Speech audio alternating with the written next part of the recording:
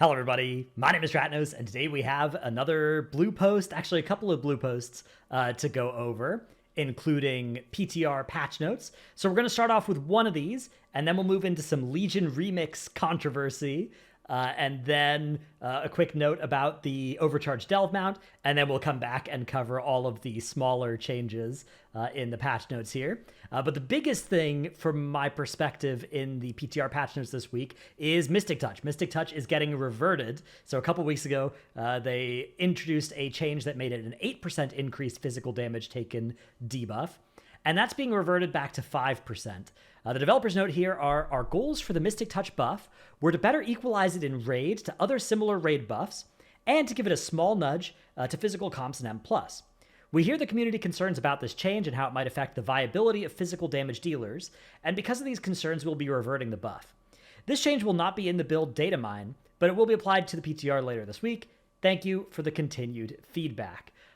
This is definitely an interesting one because it's tough to say the actual effect that this would have on monks in raid is pretty low, because monk at Mystic Touch at 5% was already enough that you'd always want one monk, except in very weird cases where you were playing like a full magic damage, thing, which, as we covered in the video where they made that change, is basically something that will never happen on most fights, especially now that hunters have a raid buff and everything. So it's pretty much something that you couldn't imagine really changing there.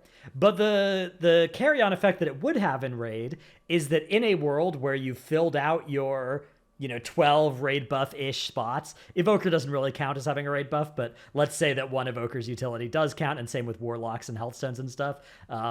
Then you're choosing your 8 remaining specs in a world where physical damage is amped by 8% versus magic damage being amped by 3%, there aren't many pure physical damage specs. There are a few hybrid physical and magic specs, and then there are a ton of pure magic specs. But if the pure phys specs are being buffed by effectively like close to 5% more damage than the Chaos Brand enhanced specs, right, than the pure magic specs, then that creates a really difficult balance spot where if you have those specs doing the same number of damage baseline, well, the physical damage specs are going to be 5% better. That is a lot, given how close single target tuning is these days. So those specs, would they then have to be balanced around the existence of Mystic Touch and just do less damage in a vacuum compared to the other specs? How would that affect things like Mythic Plus, where, if you nudge physical comps upward by buffing the physical debuff, but then you have to nerf all physical specs to compensate? Is that something that actually accomplishes your goals? Probably not. And again, in raid, it doesn't actually make monks more desirable, because monks are already, it's only the first monk is bringing the Mystic Touch, and you already wanted at least one monk. So yeah, it's a weird change. Definitely an interesting spot. My position on the raid buffs is, once you get them to the point where you always want one copy of that spec in raid, that's probably about as much as it should go, and pushing it much past that tends to have more negative effects rather than positive effects. In my ideal world, I think I'd probably be happier if there were just no raid buffs at all, but given that there are, 12, really 11 specs that have raid buffs, if we want to, I want to count Warlocks, but not really Evokers, but then Evokers have kind of got enough utility that it sort of counts. Obviously, they have Blessing of the Bronze too, technically. I do think it would be a better world if all 13 classes had an equally desirable raid buff, but we're not quite there, unfortunately. We'll see if Death Grip counts this coming tier, if AMZ counts this coming tier, but my suspicion is that it won't, because it's not like there are specs that have a raid buff don't also have other good utility, right? Like Demon Hunters have Chaos Brand and Darkness, right? And the ability to do glide, double jump glide stuff, which actually comes up fairly often. It comes up this tier, last tier, Liberation of Undermine, Gallywix fight, right? You're getting good value out of that. Warriors have Battle Shout and Rallying Cry, right? So you can see how DK's, I guess, Death Grip and AMZ is what they're trying to have be that, but I color me suspicious that is going to be enough to bring them into, always wanting one, like almost all the other classes are in the game. But I've deviated a little bit from talking about Monk. It's hard for me to read a patch note about a raid buff and read developer notes about it and not be like, okay, how are we still not there on Death Knights? But yeah, I think this is probably for the best that this is only the 5% from the 8%, mostly because of the the knock-on balance implications that would come from an 8% physical buff existing. Anyways, let's go take a look at something else controversial before we get back to all of the, I would say, slightly more boring, although there's actually some interesting ones of the patch notes in the 11.2 build. So this is Legion Remix. And spoilers, the Mage Tower appearances won't be obtainable in Legion Remix. So here's the blue post from Blizzard. Many times throughout the history of World of Warcraft, there have been items, titles, and other kinds of rewards that belong in a category of the most prestigious and historic accomplishments. Rewards that we believe should be preserved in a historical context for only those players who earned them at the time. Examples that come to mind for many players include Corrupted Ashbringer and the Mop Challenge Mode items. Players who obtained these rewards also maintain a sense of achievement in possessing them to this day. As we've explored the list of all possible rewards players could earn when Legion was current content, we've determined that some fit the description above and will not be obtainable in Legion Remix. Mage Tower artifact appearances, artifact weapon appearances from PvP, and seasonal PvP gear.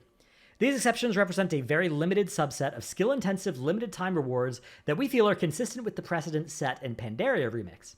In Legion Remix, players will have access to even more total rewards than Pandaria Remix offered, including some previously retired rewards like the Mythic Chosen Dead ensembles, the Violet Spellwing, and gear from the Legion pre-launch event. There are also going to be many all-new items and previously unavailable color variants of Legion rewards. So, to me, it's a little bit inconsistent.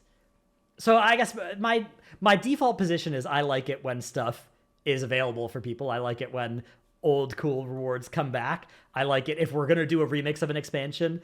I think that if you list like the 5 transmogs type things that people would be most excited for in Legion, I think Mage Tower artifact appearances would be in the top 5 for most people that don't have all of them.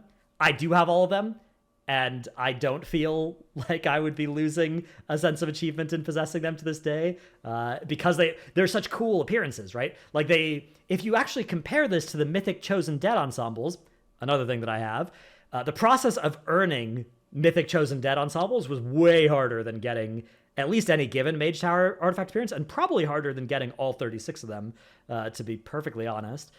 And yet, this one, for some reason, you're going to be able to get the Mythic Chosen Dead ensembles, but not the Mage Tower artifact appearances.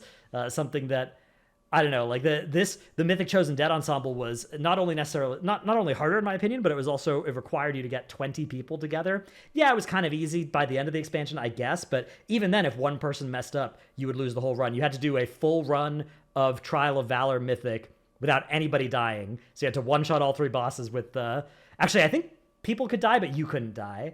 So if somebody wiped you, I think you lost it. And that was very easy to do. Even by the end of the expansion, you know, if you were trying to get this in a guild that hadn't progressed Mythic Helya, that was going to be an extremely difficult thing to do. Even if you were like a heroic guild that you killed heroic Argus, even though you had a bunch of gear, going back and slamming Mythic Helya without having people die was very, very, very difficult. So it strikes me that this is a way more exclusive thing by difficulty than the Mage Tower artifact appearances. The thing is that it's a lot less cool. The Mythic Chosen Dead ensemble is like, it's whatever, right? Like it's a transmog set that's a recolor of the transmog sets that you can get fairly easily there in that patch anyways, right? Whereas the Mage Tower artifact appearances, those are less difficult to get.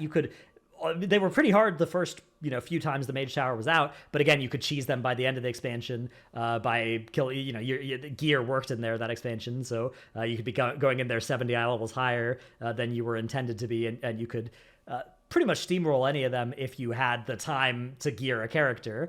But the thing that the Mage Tower artifact appearances have going for them is that they look really cool. So if you're somebody who got one of them and wears it every day, I guess what Blizzard's trying to protect is, they don't want you to lose the fact that by wearing it and showing it off, you are not only showing off a cool transmog, but also the fact that you played during Legion. I don't know.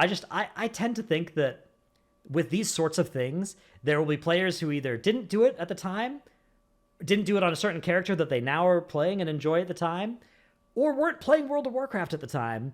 And we should do everything we can to encourage those players to be like, hey, this really cool thing is coming back. You can get this, right? Like, and I think it's a shame that that's not going to be true here for Legion Remix. I don't see the, especially with stuff like the bear forms, and I know they made the Fel werebear as sort of a compromise to at least let you get the silhouette, but there are some that are just so cool of the Mage Tower artifact appearances, and I think that they would be a perfect draw to Legion Remix for people that don't have them. And I think that a lot of the other stuff that is going to be available, like the list of other things that aren't available now, but that will be available in Legion Remix, it's nothing comes close to the Mage Tower artifact appearances for how much of a draw they would be. So yeah, I think I thought it was a mistake that they didn't at least give a recolor to everybody like they did for the bear when they brought back the Mage Tower, and I think it's a mistake that they aren't letting these appearances, or a recolor at least of them, be in Legion Remix. But yeah, that's what they're doing. So I guess that's the news. Hey, if you want the Violet Spellwing, at least that's going to be there. There are going to be other cool things from Legion Remix, but yeah, I think this is a turbo bummer, and I hope they reconsider. Speaking as somebody who already has all of them, and it's not going to affect my personal desire to play Legion Remix, but I do think that type of thing is a shame. Whenever there's something that you can see in the world that's like, oh my god, that thing looks so cool, and then you ask, like, how can I go get that? And then you're answered with, oh, well, that's not available anymore. Basically, I think that every time that happens, it's not always bad, but it should be reserved for like a very small set of things. Maybe Corrupted Ashbringer can be in that space of like, yeah, or like, you know, the Scarab Lord stuff, like anything that's super iconic to WoW. But you know, a lot of those things aren't actually iconic because they look cool. They're iconic because we know how rare they are, right? Like you see somebody on a Karaji battle tank, and your thought isn't like, oh my god, that's the coolest mount I've ever seen. Your thought is, oh, I know that is super rare and exclusive, therefore that's a cool thing that person has, right? The Mage Tower artifact appearances aren't like that. When you see them, you're like, oh man, that's a cool staff. How can I get that on my mage? That staff looks sick. And then you learn that you can't, and that is a bummer. Okay, we have another thing as well. This is more of a kind of a quality of life thing, but basically when I make these videos, when I check the blue post, what I do is I look at the Wowhead news, and if there's anything that I think is worth including in these videos, I like to. And this one is just, if you haven't yet earned the OC91 Chariot, but you have done some overcharge delves, all you have to do to get this thing this season is fill out your Titan console, which means you have to earn a total of 1,700 Titan relics and buy all the discs from the Titan things. I farmed up 6 delve belts, and doing that earned me, I think, 15 of the 17 to do this already. So, you know, 2 more delves, and I had, or 3 more delves or something, and I had my mount. If you want this mount, but you don't want to do overcharge delves, you can get it next season. It's going to cost 15,000 undercoins. That's a lot of undercoins. That's going to be a lot more work. And so if you're already close to this, if you've already done a couple of delve belts, maybe pick this up before the season changes over. You will still be able to get it the next season. So if you're somebody who's just like, yeah, I'm done for the season, I'm coming back next season. If overcharge delves and dastardly duos weren't enough to get you back in there, then you know you can still get this next season. Man, that's the second video in a row where I've taken a dig at dastardly duos. Okay, so let's take a look at the actual class balance tuning in this PTR build as well. So up first, we have Death Knight. Unholy, 2 sets now actually going to work. Some stuff's now actually going to work that was supposed to, affecting undeath damage. Cool. Sand Lane. So sorry, yeah, that was the Rider Unholy hero talent set bonus thing. Sand Lane, the 2 set is being nerfed to 0.5% mastery per stack, was 0.8%. The 4 set, Infliction of Sorrow deals 50% increased damage. Vamp Strike increases the damage of your Ghoul and Dancing Rune weapon by 20% for 8 seconds. Multiple applications may overlap. The old version was 10% for 6 seconds. So this is going to be more than double of the value of this part of the set bonus, right? 20% for 8 seconds is more than double 10% per 6 seconds. And again, the fact that multiple applications may overlap as well, the extra duration is going to be very nice on that too. But yeah, the 2 set is getting nerfed. Frost DK, all ability damage down by 12%. Unsurprising for anybody who's been looking at PTR logs. DPS DK was at or near the top of the meters for most groups that were testing over the past few weeks. Breath of Sindragosa duration is now extended by 0.8 seconds when consuming Killing Machine or Rhyme, but the damage has been increased by 20%. So I think it's going to last less long, but do more damage while it's up. Because I think this is lowering the duration extension. I think the old duration extension was 1 or 1.5. But yeah, this is one of those effects where as you move this duration extension near the GCD, you actually change a lot about how long a breath can last. So moving it down, even like moving it down from 1 to 0.8 is going to hurt a lot of how much uptime you could have, assuming it was 1. Moving it from then 0.8 to 0.7 would be another huge hit in terms of uptime. As you start getting below that, then it starts being less important once again. But yeah, this is fair. Frost DK, I think, is still potentially looking really, really good. And then fixed a bug for Unholy. Druid, Guardian Elun's Chosen. The effectiveness of Star Surges has been increased to 160%, was 65%. This was one of the set bonuses where you looked at it, and you looked at the Guardian versus the Balance one, and you're like, why is the coefficient so much lower for the Guardian one?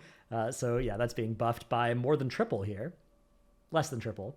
Almost triple. For Keeper of the Grove Balance, the 4 set now stores 3% of damage done, and its maximum storage has been reduced by 50%, and the duration is now 15, was 45. Feral, there's a increase to the value of the Saber Jaws buff that is not applying to PvP. Evoker, Flame Shaper even. Flame Shaker would be a cool hero talent, though. Essence Bomb healing has been nerfed in half. Reverted the change to Consume Flame that was intended to fix a timing issue. This was causing Dream Breath to lose any snapshotted healing benefits from spells like Call of Ysera. Cool, I'm not going to pretend to have any idea what that means. And then fix an issue where it would not gain the benefit of Scorching Embers if there were less than 2 seconds remaining on Fire Breath. I guess because then it would take away the Fire Breath, and so it wouldn't give you the benefit from it, maybe. Dev, Essence Bomb damage increased by 33%. Inner Flame increases damage over time by 15% per stack, was 25%. Okay, so yeah, Essence Bomb getting better for Dev, and a lot worse for Prez. Scale Commander 2 set. Command Squadron will now be limited to casting up to 8 pyres. The pyre damage has gone up 25%, and they can once again be cast behind you. So this fixes they had a fix to this play pattern last week that wasn't quite going to work. I think this one probably will now, just limiting the total amount of pyres that can be cast, meaning that you now no longer need to Deep Breath from max range. You no longer need to cancel early, cancel late. I guess you'll just cancel your Deep Breath after the 8th pyre has been fired, potentially, so you may need to track that, I guess. So maybe it's still a little bit awkward. Maybe this should just be when you press Deep Breath, you then summon a Command Squadron that will do the 8 pyres, and like you don't have to still be Deep Breathing for them to be going. That'd probably be the most friendly way to do this. Prez, TA absorption increased by 230%, but it diminishes even more sharply beyond 5 targets. So they're buffing it, but making sure that it's not going to be buffed. They're buffing it in dungeons, and then in raid, it's going to basically disappear after it's hit 5 targets, which is probably fair. Hunter, Dark Ranger, Bleak Powder now scales with both masteries. BM 3% nerf, MM 10% nerf, which that was looking really good on PTR, so not too surprised to see a number go down there. Mage, dev notes. Many Mage tier bonuses were substantially overtuned, despite Mage's generally average performance. We're significantly reducing the power of outlier tier sets and moving some power into the spec and hero talent kits to compensate. We'll continue to monitor the impact of this tuning and adjust as necessary. So the Fire set bonus here is basically being cut in half. The 2 set Frostfire Fire set. The 4 set is taking a 40% nerf on the Glacial Spike. The Frost 4 set is taking a 50% nerf on the Pyroblast. Spellslinger Arcane. The 2 set is only going to give 1 stack of Harmony, and the Splinter Chance to Grant Harmony is being reduced to 25%, was 100%, so the amount of Harmony total here is getting nerfed by more than half. The damage of Splinter, though, regardless of having the set bonus on, is being increased by 30%. The Frost 2 set is also being cut in half on the Ice Lance Chance to Grant Cold Front. The Splinter Chance to Grant Cold Front only going from 20 to 15, so actually a less aggressive nerf there. Sun Fury, the 4 set, is going to give you 20% haste instead of 25%, and Fire, it's going to give you 12% haste, was 25%, and the Hyperthermia extension amount is being nerfed to 0.25 seconds, and spell damage bonus down to 10%. So big nerfs to the Sun Fury Fire 4 set. Now, where are the compensation buffs? Well, in addition to the Arcane Splinter buff here for our Spellslinger Arcane, Arcane, all damage up by 3%, Fire 3%, Frost 10%, and then Fire is also getting 30% on Pyroblast and 30% on Flame Strike. In particular, 30% on Pyroblast is a big deal because a lot of their damage, when you mouse over their details, a lot of their damage is going to be coming from Ignite, and a lot of those Ignites are coming from Pyroblast. Not as much as in some previous expansions, but still quite a lot. So, yeah, my guess is on net, this is probably net nerf for most of the 6 hero talent spec configurations, but I'm not a mage scientist. I don't know for sure. My guess is maybe Frost are coming out of this the happiest, because 10% is a large number here, and Arcane potentially coming out this the saddest, especially Sun Fury Arcane, but even then, maybe this is close to net neutral there, or even a slight net buff. Okay, we already talked about the monk change. Let's take a look at Paladin. Lightsmith fixed some buggy wuggies and made it better if you're in a group. Retribution, this is a big set of changes for Rep Pallies. Templar's Verdict up by 10%. Divine Arbiter up by 25%. Judgment up by 30%. Blade of Justice 15%. Crusading Strikes 30%. High Lord Judgment 30%. Wrathful Descent, actually a slight nerf here. It deals 100% of Empyrean Hammer. Crit damage was 125%.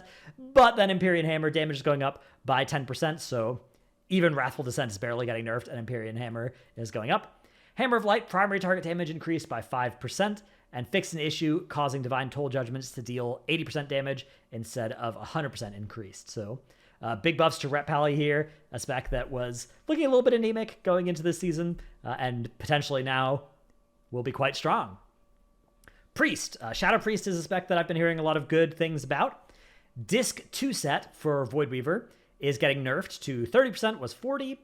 The 4 set, though, is getting buffed to 300% increased Mind Blast damage from 200%. Shadow, the 2 set, is also getting nerfed to 30 from 40. And the 4 set now increases Void Torrent's damage by up to 60%, was 200%, and causes Void Blasts to increase Entropic Rift's damage by an additional 10%, was 20%. So some pretty big nerfs to the Shadow 4 set. And then I suspect what happened here is they probably wanted to nerf the Shadow 2 set. And then they were probably like, well, this is one of those set bonuses that actually can have the same text between the 2 specs. So we'll also do that nerf to Disc, but we don't actually want to nerf Disc, so we'll put some power into their 4 set instead. We'll buff their 4 set while doing this nerf to the 2 set for both Shadow and Disc, and then we still want to kick Shadow a little bit more, so we're going to nerf their 4 set. If I had to guess, I guess that's what's probably going on there. And also a quality of life buff here, Subservient Shadows, now increases the damage of Shadow Reapparition. So actually just a straight up buff, but one of those things where it's also like, it just makes the spec make more sense. Rogue, Assassination. Crimson Tempest is going down by 9%, but Envenom is up by 4%, Garrote is up by 13%, Rupture by 8%, Ambush by 7%, Mutilate by 11%, and Melee auto attacks by 8%. So I'm curious, like, how do we get these numbers? How do we have some where it's like you just imagine the Rep Pally dev is just sitting in there like, yeah, 10, 25, 30, whatever. And the Assassination Rogue dev is just putting in little droplets like 5%. No, 5% would be too much. Let's go with 4% in Venom. 10% Garrote? Nah, let's crank that up to 13%. Either that or like there was a cat on keyboard situation here. Random digits were being typed in on next to these various abilities. I'm not sure. It's strange, but I don't know. It's cool, I guess. Outlaw, all damage up by 10%. So, see, the Assassination dev just spending like 10 nights in a row slaving over the simulations, figuring out the exact correct numbers to move every different ability up and down by. And then Outlaw's like, yeah, whatever, just buff them by 10%, and then nerf Blade Flurry by also 10%, so cut them down to 45% single target damage, was 50%. So this should be about the same in AoE, and then better on single target.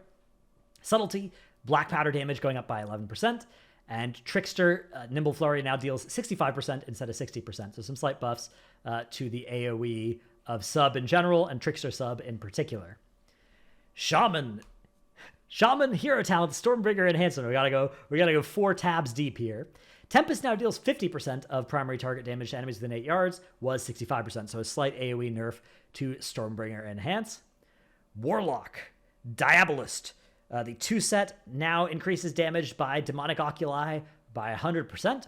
Wicked Cleave going up by 50, Chaos Salvo by 50, Fellseeker by 50, Ruination by 50, Infernal Bolt by 55, and Flames of Zoroth now increases Demon and Fire by 4, was 2. So some buffs around the board to Diabolist. Hellcaller Af, Withers going up by 15 and Blackened Soul by 30. The Destro buffs are instead 10 and 20 to those abilities. And then Zelan's Ferocity and Cruelty are now 6% for Af from 2 and 8% for Destro from 4. So slightly more buffs to Hellcaller Af, but both versions are getting buffed. And then Soul Harvester Af, the 2-set damage dealt by Rampaging Demonic Soul is increased by 65%. Wicked Reaping up by 75, Demonic Soul by 55, Soul Anathema by 40. And we fixed some issues for Demo here where Soul Swipe was getting double mastery benefit, but it did not benefit from Shadow Touch. So I don't know if that's net nerf or buff. Either way, it's probably pretty small. Warrior, Blade Storm is going up for both Arms and Fury by 15%. Whirlwind damage is going up by 10%. And Improved Whirlwind causes your single target attacks to deal 65% damage up to 4 nearby targets, was 55%. Fury has been struggling to keep up in sustained AoE combat. These changes are aimed at bolstering Fury in those situations. Yeah, it seems good. Seeing buffs to abilities like Blade Storm always makes me a little bit worried because the Fury AoE burst has been maxed out in previous patches and has led to them toning Fury down for their sins in burst AoE. So I'm glad that this isn't most of the power. Like, I'm glad that most of the buff here is to improve Whirlwind, which is just all of their AoE, rather than something like Blade Storm or Odin's Fury being where they were buffing them, which are the burst AoE instead. So, yeah, this is good. And then fixed an issue that caused Legacy Loot Mode to be enabled to incorrect player levels for some dungeons and raids from BFA and Shadowlands. And they've updated the Season 3 Gladiator mount. This is something that actually, I don't have the article pulled up or anything here, but it was something that people were complaining about, and then they made a much better looking one, and that's good. A lot of people were about to quit PvP, and Blizzard just hooked them right back in, and will keep them captive playing World of Warcraft PvP for another patch or two at least. So yeah, it actually looks really sick though. It's like a shadowy, voidy themed on the same. I think it's it's the same skeleton that they've been using like 10 times now of that mount, but it is at least a cool recolor of it now.